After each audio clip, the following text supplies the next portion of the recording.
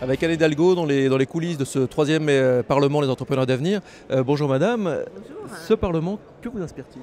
D'abord, je trouve que c'est une très bonne initiative parce que on a besoin d'une parole des entreprises au-delà de leurs organisations professionnelles, au-delà des organisations comme les chambres de commerce, donc des entrepreneurs qui réfléchissent ensemble et qui réfléchissent à l'avenir. Je trouve que les thématiques autour des solutions que nous pouvons apporter, que les entreprises peuvent apporter, d'abord, c'est une réflexion très stimulante et puis ça correspond aussi à ce que je vois à Paris, c'est-à-dire une émergence de beaucoup d'entreprises, de beaucoup de jeunes entrepreneurs qui ont envie à la fois de créer des activités ou des services nouveaux, de donner un peu de sens aussi à leur vie. Et donc souvent, il y a un choix éthique, il y a un choix dans l'innovation sociale.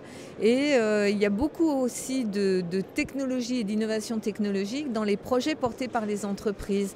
Donc une mairie, un élu municipal, une élue municipale comme moi ne peut qu'être attentive à ce qui se passe dans le monde de l'entreprise parce que c'est là que se crée la richesse. Donc en 2013, on peut dire que l'entreprise a des solutions à proposer et a un rôle à jouer pour faire évoluer la société? Bien sûr, moi j'en suis convaincue. J'ai toujours considéré que l'entreprise, qui est un espace dans lequel il y a un espace de droit, c'est un espace de citoyenneté, c'est un espace de dialogue, mais c'est le lieu où on crée la richesse. Et bien sûr que des solutions sont à apporter. Par exemple, moi je mise beaucoup sur l'innovation sociale et l'innovation technologique pour créer de nouveaux services. Par exemple, en matière de gestion du stationnement à Paris, qui est un vrai sujet pour permettre de fluidifier la circulation.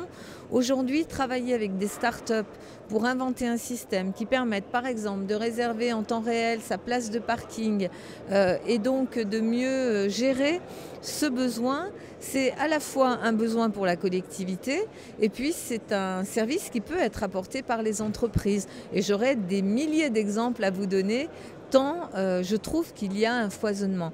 Paris a été très très en pointe aussi dans l'accompagnement des startups.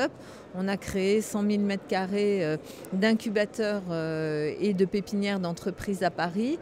On a mis 1 milliard d'euros dans cette mandature de 2008 à 2014 sur la recherche des nouvelles technologies et l'accompagnement des entreprises.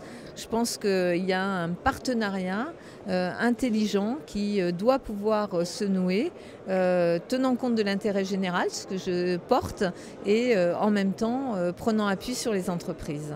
Merci beaucoup madame. Merci à vous. Merci.